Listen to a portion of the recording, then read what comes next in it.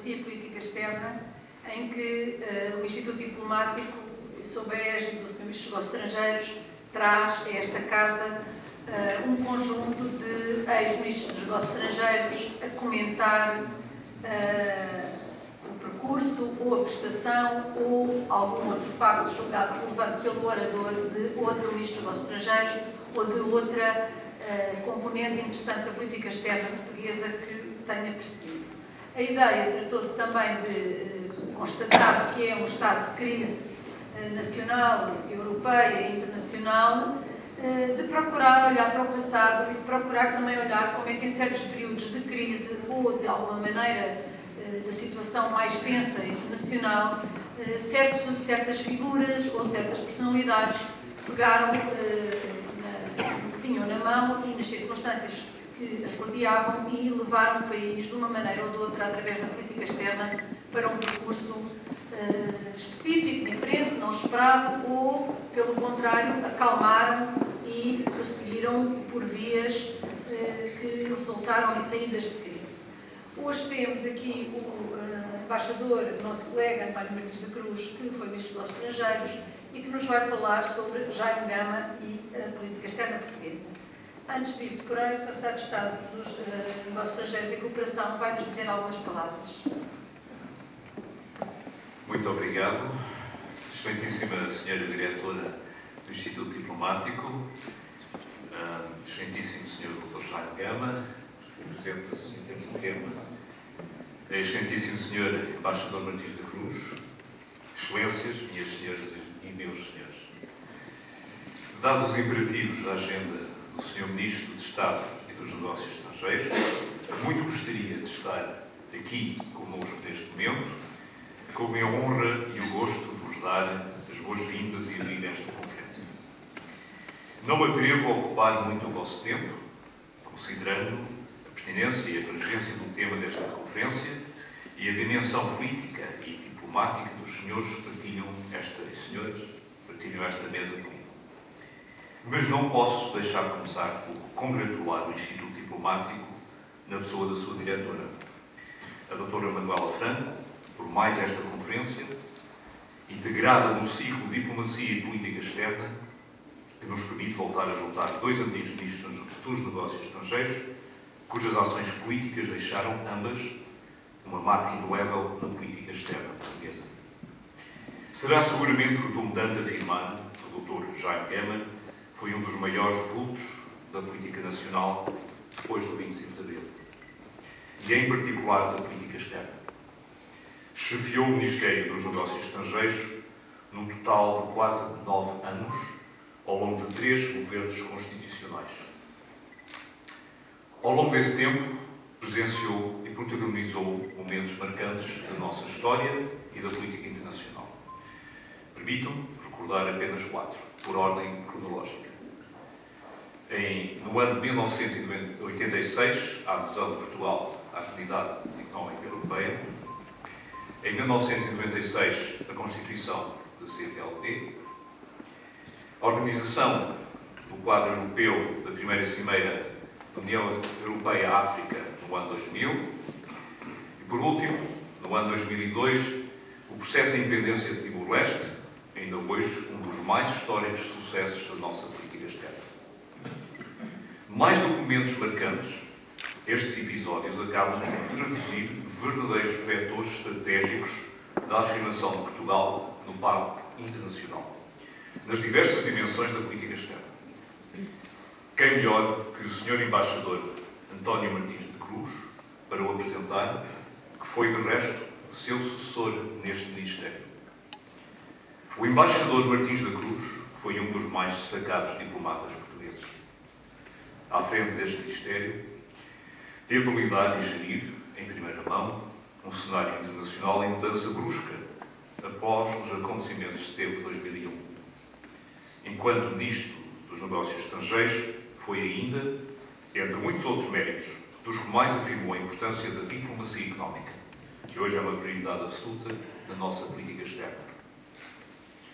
Senhor Embaixador, se me permite, parece-me que será um verdadeiro desafio elaborar sobre o legado do Dr. Jaime Gama na política externa portuguesa, no tempo definido para esta conferência, mas a extrema competência a que nos habituou, ao longo de todos estes anos, dá-nos a certeza que ultrapassará com mestria mais este desafio. Muito obrigado. Agradeço as palavras do Sr. Secretário de Estado. Eu tinha também aqui uma apresentação para fazer do Embaixador Martins da Cruz, mas penso que a cobertura feita pelo Sr. Secretário de Estado me permite passar a palavra diretamente ao Embaixador Martins da Cruz, ex-Ministro dos Negócios Estrangeiros, salientando apenas que foi durante o 15º Governo Constitucional que foi Ministro e que, após uma carreira de grande dedicação, inteligência, profissionalismo e esforço, e que eu gostaria apenas de acrescentar, foi que o António Martins da Cruz fez as suas esporas no primeiro posto no estrangeiro como adjunto diplomático do Alto Comissário da República Portuguesa em Moçambique.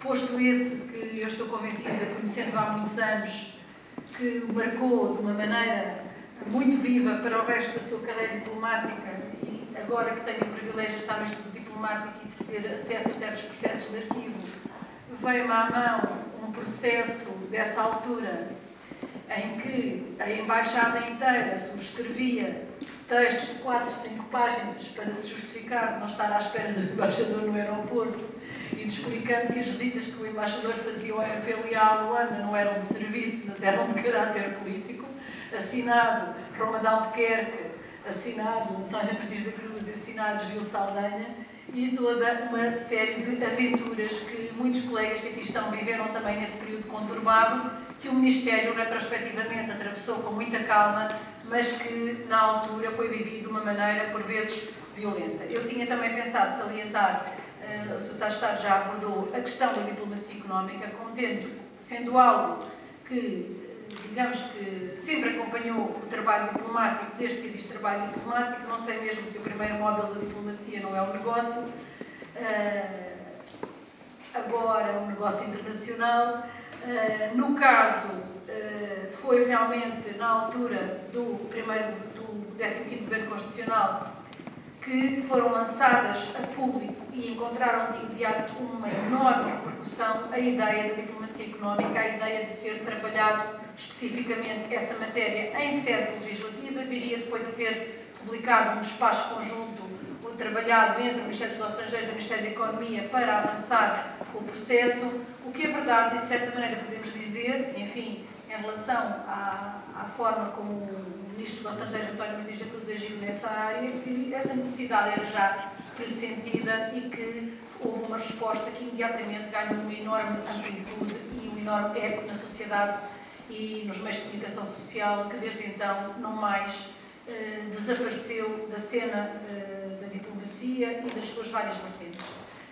Dou a palavra ao António Martins da Cruz para nos falar sobre Jaime Gama e a política externa portuguesa. Muito obrigado. Sr. Secretário de Estado, Sra. Diretora do Instituto Diplomático, Srs. Embaixadores, meus caros amigos, Senhoras e Senhores. Eu não quero agradecer muito, Sr. Secretário de Estado, as palavras simpáticas que quis dizer a meu respeito, bem como a minha amiga a doutora Manuela Franco, que recordou um episódio curioso e que me trouxe à memória os tempos simpáticos e às vezes menos simpáticos que passei em Moçambique, onde tenho, aliás, voltado com alguma frequência. Eu não tinha regressado a este Ministério desde finais de 2003, por nenhuma razão especial. Mas, como alguns se recordarão, decidi afastar-me da carreira diplomática por entender que quem exerce cargos de responsabilidade política neste Ministério não deve regressar à diplomacia. E anunciei-o, aliás, no primeiro dia, e se bem me lembro, aqui mesmo nesta sala. Como eu tive uma vez que dizer a alguém responsável deste Ministério que me falava sobre outras matérias, estou noutra. Mas não encontrei nem coragem nem motivos para resistir ao convite, insistente, aliás, da doutora Manuela Franco, para voltar no fim de tarde ao Ministério dos Estrangeiros para falar sobre a influência e as marcas que deixou o Dr. Jaime Gama na política externa portuguesa nos últimos 30 anos. Sobretudo quando me foi dito que Jaime Gama concordara com a sugestão. Esta ideia da diretora do Instituto Diplomático de organizar um ciclo de conferências onde antigos titulares do cargo falam sobre antigos ministros tem riscos evidentes, principalmente quando o visado, neste caso o Dr. Jaime Gama, ainda está, graças a Deus, entre nós. O que não foi o caso da conferência anterior. E por isso, eu sou, para usar uma expressão que o Dr. Jaime Gama utilizou aqui nesta sala, eu sou a segunda cobaia. Vamos adiante, porque como sempre me ensinaram, audácias fortunas jubante. Conheci Jaime Gama em 65 ou 66, não me lembro bem do ano, nesse poderoso centro de atração que era para o aluno de Direito o Bar das Letras. Vivíamos em mundos diferentes, cada um tinha os seus círculos de amizades, de interesses e as suas perspectivas. Mas isso não me impediu que anos mais tarde nos tenhamos lembrado, com a saudade que traz sempre a idade, desses momentos em que nos cruzáramos. Talvez por isso eu tenha tido para mim alguma importância acompanhar com a curiosidade um diplomata que esteve em diversos postos no exterior a carreira política de Jaime Gama. Não vou falar dessa carreira, ou vou falar muito pouco hoje aqui, porque o Dr. Jaime Gama, quando o entender, e se o entender, escreverá memórias ou autorizará biografias, embora agora parece que estão na moda biografias que não são autorizadas, mas consentidas, mas isso é outra história. O que eu acho interessante é procurar encontrar os tempos em que construiu a política externa portuguesa. E gostaria, antes de começar, em primeiro lugar, de agradecer primeiro a antigos colegas de Jaime Gama no Conselho de Ministros que quiseram recordar comigo alguns traços da sua personalidade e da sua ação política. Também há antigos colaboradores diretos seus no Ministério que partilharam episódios das suas passagens por esta casa. E agradecer ao meu amigo Fernando Lima, que comigo passou algumas horas na hemeroteca a pesquisar jornais das épocas que vamos agora visitar. Como antigo funcionário deste Ministério, conheci depois Jaime Gama como Ministro. Tratei com ele dezenas e dezenas de vezes diretamente. Creio que estabelecemos relações pessoais de amizade e respeito pelas posições próprias. Sucedido no cargo, como o Sr. Secretário de Estado recordou, e os seus conselhos foram para mim de grande utilidade. Mas não falarei hoje de nenhum desses encontros, nem de nenhuma dessas reuniões. Primeiro, porque é cedo, e segundo, porque jamais o faria sem o seu assentimento. Ficará para outra altura ou para algum livro. Sem insistir na sua biografia, que já veio aqui referida, será sempre útil recordar alguns passos da vida política de Gama. Em junho de 83, tomou posse o novo governo constitucional. Eu nunca entendi a razão por que se enumeram os governos em Portugal desde 1974. Isto é uma bizarria portuguesa, porventura única nos países europeus, mas facilita-nos hoje a análise do que sucedera. Como estão lembrados, com a morte de Sá Carneiro e sem eleições, tivemos em Portugal 2 governos chefiados por Pinto Balsemão, que virá também a participar neste ciclo de conferências, governos de coligação entre o PPD, o CDS e o PPM, a chamada Aliança Democrática. Esgotados em apoios e em políticos, como sempre sucede em Portugal, as eleições de abril ditaram uma coligação PS-PPD, que deu origem ao Bloco Central. E é neste governo de coligação, para nos situarmos, que Jaime Gama se inicia pela primeira vez como Ministro dos Negócios Estrangeiros. Todos sabemos que ele nasceu nos Açores, que se licenciou em Letras, que foi candidato a deputado pela CUD em 1969. Não sei se todos sabem que Jaime Gama esteve preso durante a ditadura, penso que foi preso com Salgado Sanha. Foi fundador do PS em 73 na Alemanha, foi deputado às Constituintes em 75 e Ministro da Administração Interna, Ministro dos Negócios Estrangeiros 2 vezes e durante 5 meses acumulou o Ministério da Defesa em 99. Excetuando um cargo não executivo numa multinacional portuguesa e outro numa editorial, escolheu uma vida construída como político, para além do jornalismo que praticou episodicamente. Mas não é a sua carreira política marcante para Portugal que hoje aqui nos interessa, mas a sua personalidade, a sua sedução pela história e como soube introduzir argumentações e resistir a pressões na frente da política externa portuguesa.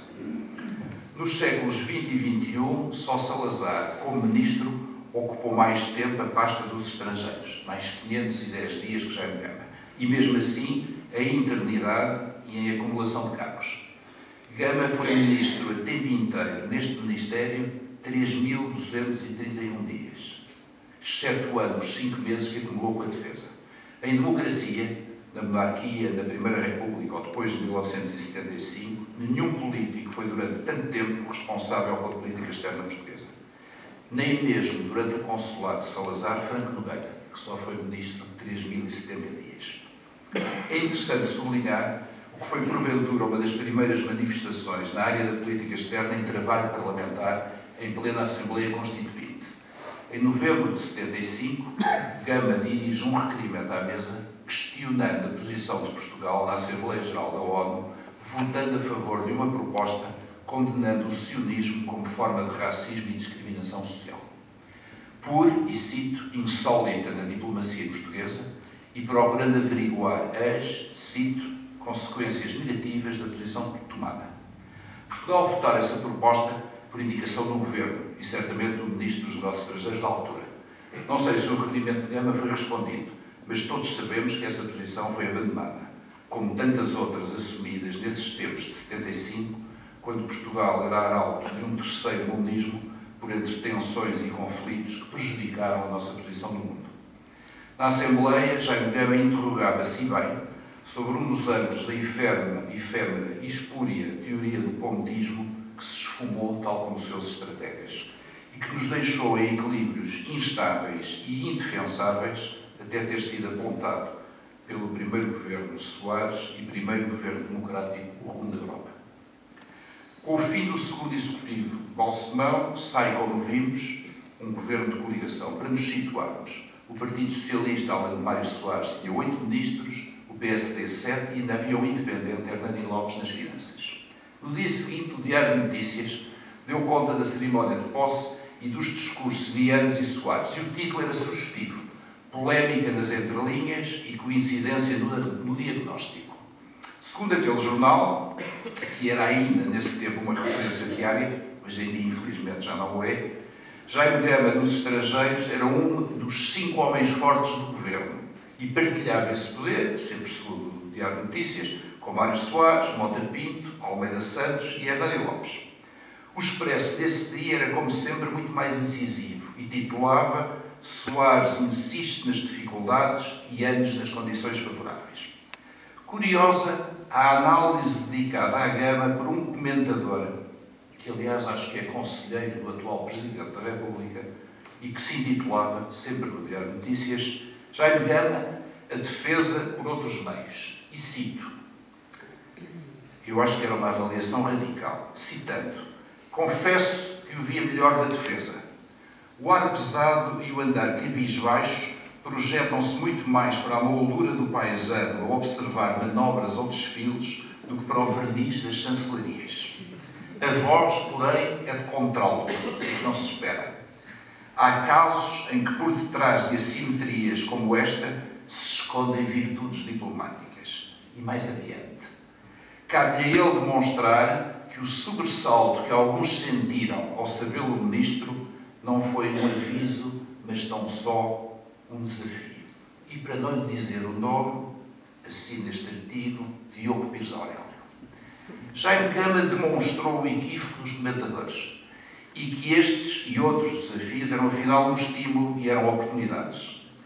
Sem a CNN e os canais de notícias contínuos que nos trazem a casa adentro, cada meia hora, a globalização e normalmente as suas piores imagens, o mundo era ainda um horizonte longínquo e difuso para os portugueses há 30 anos. A política internacional era uma zona misteriosa para diplomatas, um ou outro investigador ou jornalista. Por vezes era mesmo uma arma de arremesso na política interna. Não estava, como hoje, quase ao nível do futebol, principalmente para comentadores ómnibus, como os comboios, que param em todas as estações e também param na política externa. Quais foram as prioridades e as preocupações que determinaram a ação de Gama? A política externa portuguesa, como sabem muitos dos que aqui estão, passou por várias fases desde 74. A primeira foi curta e controversa. Teve a ver com a descolonização, a procura de apoios para consolidar a democracia, a recuperação de uma imagem externa democrática. As necessidades tiveram 4 titulares num ano e as posições portuguesas no mundo eram tributárias das convulsões internas, dos golpes e contragolpes e dos conflitos ideológicos e militares. Gama assume os estrangeiros no final da segunda fase, que vai do pedido de adesão à Comunidade Económica Europeia, do primeiro governo Soares em 77, até à adesão em janeiro de 86. Coincidiu com a democratização constitucional, a conquista da estabilidade e a procura de visibilidade positiva possível na Europa e no mundo.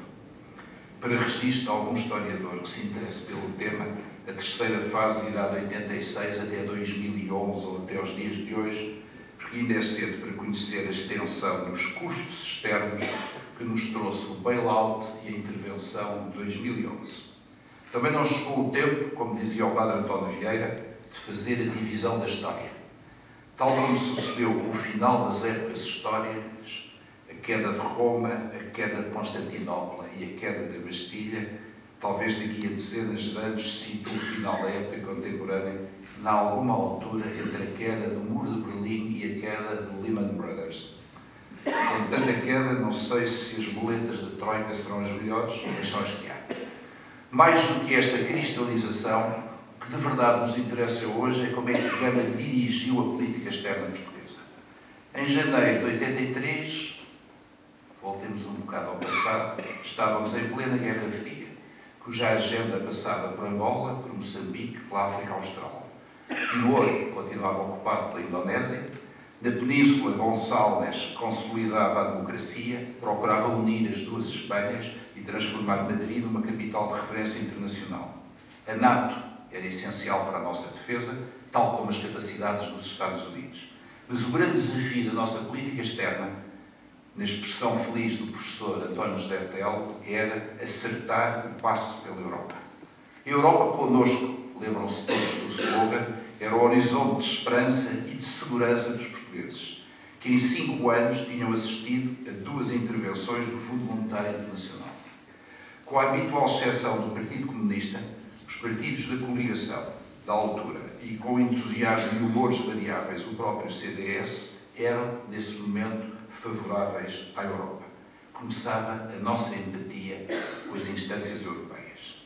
As negociações de adesão arrastavam-se desde 1977, porque eram complexas e porque alguns Estados-membros, como alguns recordaram aqui, alguns Estados-membros, como a Alemanha, entendiam que Portugal deveria esperar pela Espanha. A separação dos 2 dossiês, tal como nos dias de hoje a distinção do caso grego, era nessa altura uma das linhas sublinhadas pela nossa diplomacia. A Europa atravessava uma fase interna difícil, já então opondo ingleses e o núcleo inicial. A Grécia tinha-se conseguido adiantar, com o claro apoio francês, que já nessa altura aspirava a ser o porta-voz da Europa do Sul e assim ganhar interlocução e peso face a alemães e às vezes face a ingleses. Perante esta situação, o que é que decide o governo, onde Jaime Gama era Ministro dos Negócios Estrangeiros? Decide em 84 criar um facto político na Europa. Portugal antecipa-se às dificuldades das negociações entre a Espanha e a Europa e consegue o chamado Constat d'Accord, assinado em Dublin, se não estou em erro, em outubro de 84. E foi uma declaração simples, mas significativa. Os 10 Estados-membros reconheciam que, apesar das dificuldades, a adesão ia mesmo ocorrer em janeiro de 86. E o governo português e Gama conseguem ainda que Filipe González reconheça formalmente que Portugal não seria prejudicado por demoras nas negociações da adesão espanhola. Tudo isto parece hoje evidente, mas estas 2 declarações são também uma vitória política de Gama, a quem escapava, nessa altura, o ritmo e os timings das negociações entregues a Hernani Lopes das Finanças. Pela primeira vez, os 10, que ainda não eram 27, julgavam Portugal pelos seus méritos próprios políticos. Na última fase das negociações de adesão, Jaime Gama consegue outras 2 vantagens qualitativas importantes para o Ministério dos Negócios Estrangeiros. Um discurso com enquadramento político positivo distinguia da linguagem tecnocrática europeia de outros políticos da altura e a preparação do Ministério para o pós-adesão. No primeiro caso, tome-se por todos, vão-me perdoar que me alongue um minuto ou dois sobre isto, tome-se por todos o discurso na Assembleia da República em abril de 85 sobre o significado da adesão de Portugal à então CEE. É uma das primeiras visões em política externa pura das consequências e do significado para Portugal da adesão à Europa. São analisadas as implicações dessa adesão nos diferentes estratos da administração e também na vida dos portugueses. Prevê as alterações no Ministério dos Negócios Estrangeiros, mas o pano de fundo, as entrelinhas do discurso no Parlamento, são uma mensagem e uma lição de história para os europeus. Cito, Gama disse no Parlamento, Portugal, que abriu os horizontes do espírito europeu no século XVI, vai voltar a abrir horizontes ao espírito europeu no século XX. E sublinha ainda, da Europa, Portugal não tem só a receber. À Europa, Portugal tem muito que dar. Gama, na minha opinião, é lapidar desta frase. A adesão não é só o apoio da Europa, a transformação do país, a modernização da administração, o crescimento económico e a estabilidade democrática. É também que Portugal acrescenta à política, aos desígnios e à influência do poder europeu no mundo. A realidade não é só a Europa connosco, é a Europa cresce connosco. Depois, muitos outros sublinharam isto, e alguns até souberam seduzir e retirar dividendos desta ideia. Mas Gama foi um dos primeiros a ter a lucidez de dizer, para dentro, recordando o passado, para fora, lembrando que Portugal trazia para a Europa um património histórico que era, afinal, uma mais-valia que compensaria custos, hesitações e até alguma soberba europeia. Portugal tem um passado maior do que o presente e procura ter uma política externa universal que não é comum num país da nossa dimensão. Gama, ao fazer este discurso, escolhia o momento e acrescentava a dimensão histórica e estratégica à integração europeia. Esse fator evitaria que o novo paradigma europeu reduzisse a escala de uma política externa demasiado grande para o país que batia à porta da Europa. O eixo central dessa política externa ia passar a ser a Europa, como ainda é hoje. Gama teve essa percepção, antecipando disfunções para dentro e projetando dimensões para fora. Era o ângulo da política pura que fazia a diferença entre Gama e tantos outros atores da vida política, aliado a um dos maiores prazeres intelectuais de Jaime Gama, dizer só o que quer e não o que os outros querem ouvir. Como ainda hoje o eixo prioritário da nossa política externa é a Europa, e como não há nenhuma alternativa a essa prioridade, creio que continua válida toda a argumentação avançada em 1985. A ação de Gama foi ainda determinante nas vésperas da adesão para encerrar o dossiê das pescas, em difíceis negociações com a Espanha, como estarão lembrados alguns dos que vejo aqui. As negociações que tiveram lugar nesta casa foram o corolário do trabalho feito junto dos Estados-membros, numa diplomacia bilateral da adesão que Gama dirigiu, com ritmos que enquadravam ou antecipavam o trabalho e os equívocos em Bruxelas. Outra das impressões digitais de Gama foi a rapidíssima elaboração da legislação sobre as novas estruturas da integração europeia do Ministério dos Estrangeiros, trazendo definitivamente para o MNE a coordenação das questões europeias, o que não era líquido no governo nessa altura. Legislação cuja filosofia e estrutura, 27 anos depois, ainda está em vigor. Claro, com um ou outro retoque que a experiência deve ter aconselhado e também, por que não dizê-lo, por parte de alguns políticos, os habituais impulsos pela forma, como sempre, em detrimento do conteúdo. No inventário que faz 2 anos nos estrangeiros, em julho de 85, Gama aponta, para além da Europa, os objetivos conseguidos. A Espanha, os países africanos de expressão oficial portuguesa e o Brasil, o Acordo das Lajes e o Acordo das Flores, Timor-Leste, a NATO e as Nações Unidas. Na verdade, trata-se, como ele próprio disse, de determinar com exatidão o lugar de Portugal no mundo. Partidário da eficácia do silêncio, não houve muitas intervenções suas nestes 2 anos e ainda menos entrevistas. As relações com Espanha foram uma das suas prioridades. Como dizia Vítor Cunha Rego, que, como sabem, também foi embaixador em Madrid, além de jornalista e político, e cito: a Espanha é ou deve ser a nossa política externa permanente. Portugal é europeu e é na Europa que recupera forças neste momento. Mas se nos confundirmos demasiado com a Espanha, a Europa delegará nela o que nos diz respeito. Fim de citação. Tal como com a África de língua portuguesa, a prioridade de Gama, tal como com a África de língua portuguesa. Apesar das más relações do seu partido e até do primeiro-ministro da altura com Angola, Gama procurou sempre garantir que a fluidez das nossas relações com a Espanha e com o espaço da lusofonia fossem simultaneamente uma mais-valia da Europa e a manutenção dos traços identitários das nossas relações externas. Daqui decorre também a importância de equilibrar posições com os Estados Unidos, o desígnio da Aliança Atlântica e a renovação do Acordo das Lajes. O último, aliás, se estão lembrados, em que Portugal recebeu contrapartidas financeiras que foram canalizadas para a atual Fundação Luso-Americana. Gama defendeu e procurou sempre um sistema de entendimentos com os Estados Unidos. Como açoriano, tinha a percepção clara da importância dessa aliança para o espaço atlântico português, para a nossa defesa, e para garantir as vantagens geoestratégicas e alavancar as suas dependências.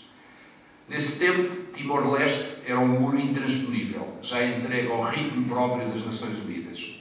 Restava denunciar as violações cotidianas dos direitos dos timorenses, o que Gama fez na ONU e sempre que teve oportunidade. Uma das constantes da sua ação era a defesa dos direitos e das liberdades, no que devia ser, para ele, uma constante da nossa política externa. A doutora Manuela Franco lembrar-se-á do que então Portugal defendia na Comissão dos Direitos do Homem em Genebra e na terceira Comissão em Nova Iorque. Macau só salta para as atenções das necessidades na fase final de Gama no Ministério, quando acompanham o presidente Yanes à China em maio de 85 e constatam com alguma surpresa, e já em Pequim, a vontade chinesa em iniciar o processo de transição de Macau. Gama, aliás, estaria ali em dezembro de 99, quando se transmitiu a administração do território à China. Nunca descurou os outros vetores da política externa. Sabemos todos quais são: o Mediterrâneo, as relações com os árabes, a América Latina, a cooperação, que dava os seus primeiros passos de forma estruturada, e as Nações Unidas, por onde passam os temas que nos interessam diretamente. A defesa das comunidades portuguesas, outra das constantes de Gama nesta casa, e a defesa da língua portuguesa. Foi nestes 2 anos que Gama começou a criar o seu networking internacional, a mover-se mais à vontade no mundo. Ficou a situar melhor a realidade portuguesa e a avaliação estratégica num mundo real que não é estático. E a conhecer o Ministério e diplomatas mais jovens que depois viria a chamar para funções-chave quando regressou.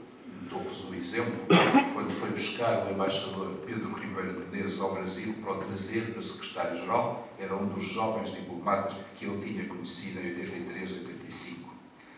Jaime Gama sai das necessidades para a oposição em novembro de 85, respeitado por todos, respeitado pelo seu partido, pela oposição que assume então o governo, pelos diplomatas e pelos interlocutores estrangeiros. Ficaram a conhecer a profundidade do seu pensamento, ficaram a hesitar perante a sua prudência por vezes excessiva, admirados porque pela primeira vez um ministro dos estrangeiros praticava, quando entendia, o silêncio com mais peso e com mais efeito do que a palavra. Quando regressa aos estrangeiros em outubro de 95, 10 anos depois, encontra uma política externa mais diluída, as prioridades centradas no modelo europeu e um ministério diferente. O terceiro governo Cavaco terminara como acabam geralmente os governos em Portugal, sem glória. Acabam com tabus, acabam com pântanos, acabam com idas apressadas para a Europa, ou acabam com os credores a bater à porta e exigir calções impurantes. As necessidades vão resistindo, como podem ou como as deixam, a estes tropeções da política interna. Embora a generalidade da classe política, eu ia dizer partidária, não tenha a percepção que as embaixadas em Lisboa enviam relatórios aos seus governos que vão estreitando as margens de manobra e a credibilidade da nossa voz externa. Em outubro de 95, haviam passado pelos ministérios 3 governos de Cavaco Silva. Portugal levava praticamente 10 anos como Estado-membro da União Europeia, nessa altura ainda a Comunidade Europeia. O Ato Único criara o mercado interno, Maastricht criara a União Monetária, Económica e Monetária, e no fim a ser o euro, para citar apenas 2 dos marcos importantes. A cooperação política europeia desenhava as futuras bases da política externa comum, escoltada, como sempre, pelas putativas de segurança e defesa europeias. Cair ao muro de Berlim, implodir a União Soviética, terminar a Guerra Fria. Acabar o apartheid, a Namíbia era independente, tinham sido assinadas pazes nas guerras civis de Angola e Moçambique, embora com amplitudes, sequências e tempos distintos. Mudar ao panorama e o mapa político da África Austral. A CPLP estava desenhada e pronta a irromper. O Brasil ainda não avançara, a América Latina atolava-se em dívidas, a Espanha dinamizava o ibero-americanismo e lutava por ser um dos grandes da Europa. Os Estados Unidos construíam a hegemonia e os Balcãs mergulhavam numa guerra étnica, fratricida e religiosa perante a incapacidade de reação das Nações Unidas e da Europa. A política externa portuguesa entrara numa nova fase, que Jaime Gama tinha acompanhado no Parlamento. A Europa era o novo paradigma, como ainda hoje, até pelas circunstâncias. Os conselhos europeus e o relacionamento pessoal e político inevitável entre os seus membros acentuaram aquilo que se chama a diplomacia do primeiro-ministro. As grandes decisões europeias, mesmo em política externa, eram tomadas pelos chefes de governo e a ambiguidade francesa do chefe de Estado nessa altura. Para os ministros dos estrangeiros, ficava cada vez mais a gestão das decisões. As suas iniciativas, mesmo com a coordenação das agendas horizontais da Europa, eram muitas vezes burocratizadas pela máquina da Comissão em Bruxelas. A política europeia tendia a ser cada vez menos política externa, tal como hoje, embora se mantivesse coordenada neste Ministério, tal como hoje. O que era importante para o crescimento económico e a estabilidade de Portugal, cito apenas alguns casos, a coesão económica e social, os fundos estruturais e de coesão, o PEDIP, o apoio às regiões ultraperiféricas, só acessoriamente passou pelos estrangeiros, com exceção, obviamente, da REPER, que tinha que coordenar tudo isso. Mesmo as grandes iniciativas em política externa, e cito 2, a paz em Angola e a questão de Timor, foram iniciadas em São Bento ou pilotadas diretamente de São Bento. As relações bilaterais e o universo das Nações Unidas ocupavam as necessidades, a par com a cooperação, a defesa da língua, os mecanismos de apoio às comunidades. A diplomacia económica ainda não fazia parte da agenda. As necessidades não escaparam a assimetrias e a uma ou outra disfunção. Desde o pragmatismo de Pires Miranda até à abordagem política realista e à inteligência intuitiva de Durão Barroso, que por razões de sucesso político teve mais peso e visibilidade quando era secretário de Estado do que o ministro de turno. Sucederam-se as leis orgânicas, a procura de soluções que, como sempre em Portugal, visavam geralmente situações pessoais e só depois a eficácia e a racionalidade. E pouco a pouco, num deslizar quase imperceptível, os diplomatas portugueses foram-se adaptando aos consensos e à burocracia de Bruxelas que chegavam da capital da Europa a todos os setores deste Ministério. Os apontamentos, as informações, como são chamados os papéis deste Ministério, e as escassas orientações na boa tradição das necessidades foram perdendo densidade. Foram-se guiando pelos consensos comunitários por uma visão mais eurocêntrica do mundo. Melhorou a qualidade da análise, esbateu-se a originalidade e a capacidade de iniciativa que marcam às vezes a diferença. Era inevitável? Provavelmente sim, e provavelmente sucedeu o mesmo com outros países da nossa dimensão e com a nossa periferia. A primeira presidência europeia, em 92, contribuiu fortemente para essa posição. Modernizou o Ministério dos Negócios Estrangeiros, por exemplo, não só nessa altura que descobriu a informática. Para citar a expressão feliz de um então jovem diplomata e hoje uma das rising stars desta casa, a presidência foi uma revolução cultural no MNE, exigindo pela primeira vez aos serviços uma cobertura a 360 graus da vida internacional, em vez dos 180 graus dos nossos interesses diretos. Nas periferias da multinacional em que se foi transformando o Ministério, ou seja, nas embaixadas, dando-se por adquirido que o divisor comum europeu era a linha correta, a hierarquia e os chefes de missão adaptaram-se, por vezes a custo, reféns de algum espírito corporativo e do gap das gerações, com a ausência de instruções regulares, para além das notas sobre as reuniões europeias, ganhavam paradoxalmente margens de decisão e de ação que nem todos souberam, quiseram ou puderam aproveitar. Quase de forma imperceptível, foi-se impondo também na restante administração portuguesa a necessidade de acompanhar as fórmulas comunitárias, porque era um sinónimo de modernidade e porque o discurso político ia nesse sentido. O voo Lisboa-Bruxelas começou-se a parecer com a rodoviária nacional.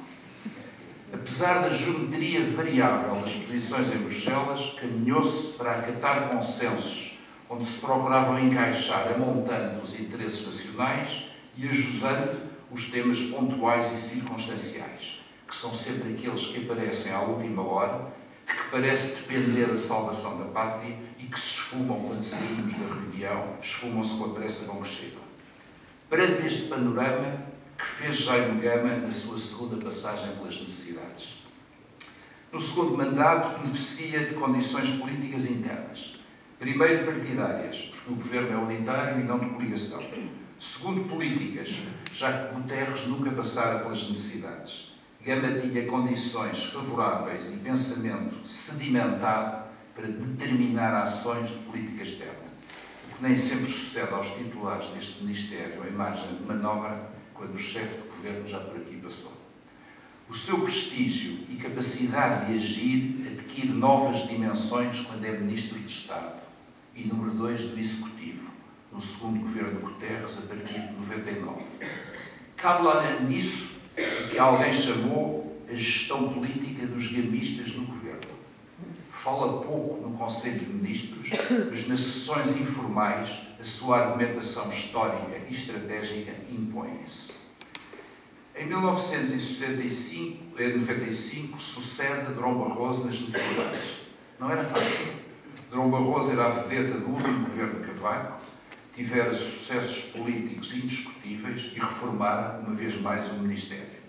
O ambiente não era, no entanto, resvaladiço. Os diplomatas são seguramente a primeira elite da administração pública portuguesa a adaptar-se às mudanças de cor política ainda antes delas ocorrerem. Os desafios da política externa estavam estabilizados em 10 anos de Europa. Não havia a escolha entre o rewind e o forward, mas havia nuances. Havia outras formas de afirmar os interesses e o fluxo contínuo da situação internacional que se move por dinâmicas ou acontecimentos que geralmente os Estados não controlam. Nestes 7 anos de Gama nos estrangeiros, a política externa teve constantes que decorrem dos nossos interesses e questões da atualidade, que geralmente ocupam mais tempo, exigem mais cuidados específicos e trazem maior exposição. Gama lidou bem com estas duas realidades de intensidades distintas. Na Europa, os nossos interesses eram conhecidos, as políticas estáveis. O Ministério estava bem rodado, Vítor Martins tinha sido secretário de Estado durante 10 anos, tem-se ocupado aqui das questões europeias. Gama soube orientar a resposta adequada aos desafios europeus, aos novos tratados, à preparação da entrada no euro e ao enquadramento junto das capitais europeias. Portugal presidiu de novo a União no primeiro semestre de 2000. Para Gama, a Europa corria normalmente. Achava, com a sua voz tranquila, que as presidências estavam condenadas a correr bem. e comentava é deixá-los falar, é só deixá-los falar. Esforços quantum sapiens. Não foi por isso que não interveio, e com frequência, sobre temas europeus. Foram uma preocupação constante, pois a Gama nunca escapou a dicotomia de que, sendo um parceiro europeu respeitado, Portugal aumentava a sua interlocução junto dos países-chave da nossa política europeia e, simultaneamente, crescia nas capitais do Sul, por onde passa a nossa política externa. São atitudes que vamos ter que recuperar, penso eu, depois da crise, sobretudo a credibilidade junto das capitais europeias. Contaram muito para isso as suas boas relações pessoais, por exemplo, com o Hubert Védrine e Robin Cook, os únicos colegas, para além do espanhol, que entendiam ao mesmo tempo a Europa e as responsabilidades da história. Sente-se entusiasmo e, porventura, maior reflexão quando Gama se ocupa das questões de defesa e segurança. Na Aliança Atlântica, para além da manutenção da estrutura de comandos em difíceis negociações com a Espanha, Gama enfrentou a Guerra dos Balcãs e a primeira intervenção das Forças Armadas Portuguesas num teatro de guerra europeu desde a Primeira Guerra Mundial. Enfrentou o novo conceito estratégico da Aliança. Na União Europeia Ocidental, com o secretário-geral português, o Dr. José Cotileiro, favoreceu uma integração faseada nas instituições europeias que não era líquida nessa altura. E na OSCE, a primeira presidência portuguesa da organização, que Gama prepara desde 96 com a Cimeira de Lisboa, e um esforço diplomático notável numa área que não era prioritária para Portugal, a Europa de Leste e a Ásia Central. Foi, aliás, aí, creio que no Uzbequistão, mas o Dr. Francisco Ribeiro Teles me corrigirá, que o apanhou 11 de setembro, que daria, aliás, novos impulsos às questões de segurança internacional. Também as relações com a lusofonia ganham um novo ângulo com a criação da CPLP. Gama viaja pela África, ao contrário da fama que tinha de não gostar de países quentes. Dizia-se de outra maneira, mas ficamos com os países quentes. Com a provável exceção de Angola, e por razões que não lhe podem ser imputadas, prossegue o esforço e o reforço das nossas relações com a África, ao nível que elas exigiam por si mesmas e como fator de mais-valia no diálogo com europeus e norte-americanos. E dá também novos impulsos à cooperação. Dá um novo impulso também e arranja até um novo edifício para o Instituto Camões, mas cuida particularmente dos Estados Unidos e de Espanha, apostando numa relação transatlântica forte, mantendo um diálogo fluido com Washington, onde conta com a amizade e com o apreço, que não era fácil, da Sra. Madeleine Albright. Com a Espanha, Jaime Gama encontra, em 95, uma fase inédita das relações peninsulares. Em 8 séculos de história cruzada, paralela e às vezes comum, Portugal e a Espanha tinham pela primeira vez, desde a adesão, os mesmos objetivos estratégicos. Gama já não necessitava de ameaçar o ministro espanhol dos estrangeiros, como fez uma vez em Estrasburgo, durante as negociações de adesão, de retaliar com a Marinha de Guerra portuguesa, caso as forças navais espanholas viessem escoltar os barcos de pesca espanhóis em águas portuguesas, como insinuava na altura o ministro espanhol. Mas Gama cultivou, observou e agiu nas relações com a Espanha quase em permanência. O equilíbrio peninsular e a normalização do cotidiano, mesmo durante as crises, foram constantes da sua ação, que tinha como pano de fundo os nossos interesses geoestratégicos e, como sempre, para Gama, a história. Em 7 anos, teve a ocasião de sublinhar os interesses de Portugal no mundo, com outra densidade do que o filho pôde ter feito durante o primeiro período aqui, de novo o Mediterrâneo e o Magreb, o mundo árabe, a América Latina, a Ásia, interessou-se de novo pela cooperação e visitou, muito mais desta vez, as comunidades portuguesas. Macau estava em velocidade de cruzeiro, com Rocha Vieira ao leme e a diplomacia portuguesa, em Macau e em Pequim, a monitorizar os calendários da transição. Gama teve a visão de deixar ali, para marcar a presença, de novo a história, o maior consulado de Portugal no mundo. Nas Nações Unidas, Portugal teve a sua presença rotativa no Conselho de Segurança em 97 e 98. Mas foi necessário ganhar as eleições, negociar apoios, aproveitar sinergias e acentuar, como Gama soube fazer, a caixa de ressonância da ONU com um custo menor em termos de eficácia. Um país como Portugal, na vida internacional, tem que reagir e muito poucas vezes tem oportunidades para agir, sobretudo agora que os Estados perdem cada vez mais iniciativas para outros atores internacionais. E por isso Gama soube aproveitar e bem a nossa presença nas Nações Unidas no Conselho de Segurança. Nas relações com a Santa Sé, teve o mérito de perceber que existiam condições no Vaticano e na Igreja Portuguesa para a revisão da Concordata, que a Sra. Doutora Teresa Gouveia assinaria uns anos depois. Gama deixou a Concordata muito adiantada. Negociações sempre complexas, pelas implicações delicadas e por termos diante de nós uma das melhores diplomacias do mundo, para quem o fator tempo não é essencial, como para a generalidade das outras diplomacias. Entre muitos outros, 2 acontecimentos internacionais a referir. A Guiné-Bissau teve uma crise, mais uma crise, em que a ação conjunta da diplomacia e das Forças Armadas permitiu projetar poder, proteger os portugueses e restabelecer a ordem. Negócios estrangeiros e defesa, o binómio favorito de Gama na governação. Aliás, quando acumulou com a pasta da defesa, os seus colaboradores nas necessidades queixavam-se que o viam um pouco, fascinado por questões de defesa e também pelas capacidades logísticas dos militares impossíveis de encontrar aqui neste Ministério. Mas foi na gestão do caso de Timor que Gama teve uma das suas mais significativas ações diplomáticas. Timor foi, simultaneamente, a última grande iniciativa digna desse nome de Portugal na esfera internacional e a única causa recente de política externa que a opinião pública apoiou porque foi transversal à sociedade portuguesa.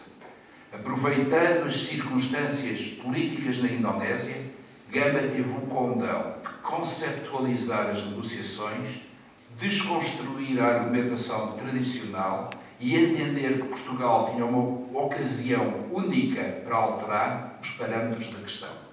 Cavalgou a onda e comandou a onda. Os seus encontros com alatas na ONU foram, como dizia um seu colaborador, um jogo do gato e do rato diplomático, ou seja, um permanente desafio entre 2 estrategas. Jaime Gama nunca desistiu da consulta ao povo timorense, de que muitos até em Portugal duvidavam. Enquanto negocia com a Indonésia, tem em stand-by o sistema de alianças de Portugal, preparado para pressionar, se e quando necessário, consegue viabilizar uma presença militar da ONU no período de transição, quando não era líquida a participação das forças portuguesas. Ou seja, em quase todas as circunstâncias, conseguiu impor as regras do jogo. Eu penso, e dirijo-me aos investigadores, que alguém devia tratar este case study da ação de Gama em Timor nos parâmetros e na dimensão que merece. Estou a concluir, Sr. Secretário de Estado, Sra. Diretora. Jaime Gama, dizem alguns dos seus amigos, sempre gostou de descriptar como pensavam a política os que estão à sua direita, conservadores ou mesmo monárquicos. É, acima de tudo, um institucional, no modo de se determinar em relação à forma de fazer política, seja ela interna, externa ou partidária. Como social-democrata no sentido europeu, esteve sempre na direita do seu próprio partido. Mas é curioso ver como também despertava fascínio na direita. Para introduzir as conversas que tiveram sobre Angola, Jaime Nogueira Pinto descreve Gama num retrato como aqueles que Henry Kissinger gostou de fazer quando escreveu as Memórias. E cito Jaime Nogueira Pinto: Gama é um dos raros políticos portugueses com história, com cultura histórica e política, que lê para além dos jornais e dos livros de ocasião e que digere e pensa o que lê.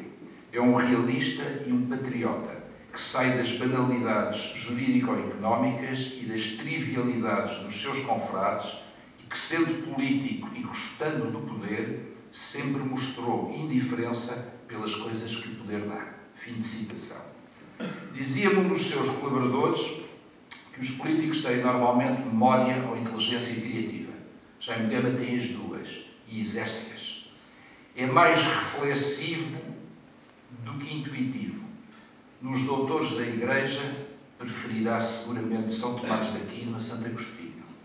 Não é um homem de fúrias, é um homem de impaciências. Sendo um hedonista em part-time, uma ou outra vez com rasgos de sibarita, percebeu, como São Paulo, que o invisível deve ser entendido pelo visível. Por isso, quando Vasco Polido Valente lhe perguntou de chofre numa entrevista se tinha lido Marx, respondeu com ar surpreendido: só li o manifesto. Estava tudo dito, estava tudo dito. A segunda passagem pelo Ministério dos Estrangeiros, Gama já era menos embiocado, para usar uma expressão açoriana. Mas não queria ser cabeça de cartaz. E quando pensou nisso, em 2002, razões pessoais foram mais fortes do que um dos seus raros impulsos partidários. Creio, e alguns dos seus amigos também, que nestes 7 anos nos estrangeiros atingiu a sua plenitude como político e como estratega. Falar sobre Jaime Gama, e com isto termino, não é fácil.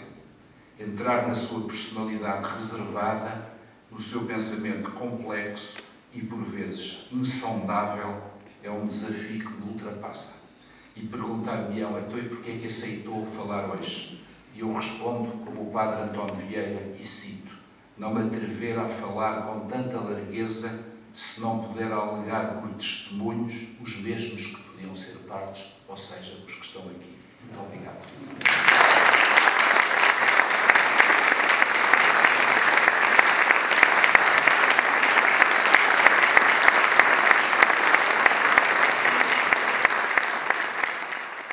Gostaria de salientar quão bem-sucedido, a meu ver, foi o seu esforço, quão grata estou como diretor do Instituto Diplomático, seguramente, porque estas ocasiões são um bocadinho arriscadas, como ele próprio se encarregou de assinalar no princípio, mas também como diplomata, como pessoa que também já passou pela política e como grande amiga e admiradora do Dr. Jaime Gama.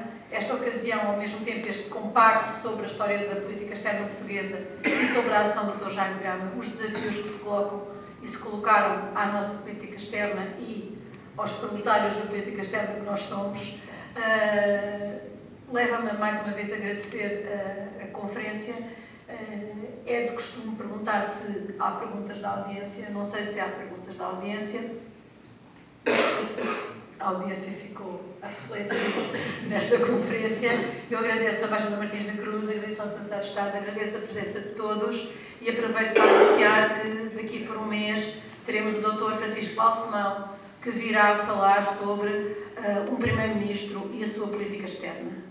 Até 24 de janeiro, despeço-me, desejamos um bom Natal, umas boas entradas em 2013. Muito obrigada pela vossa presença aqui.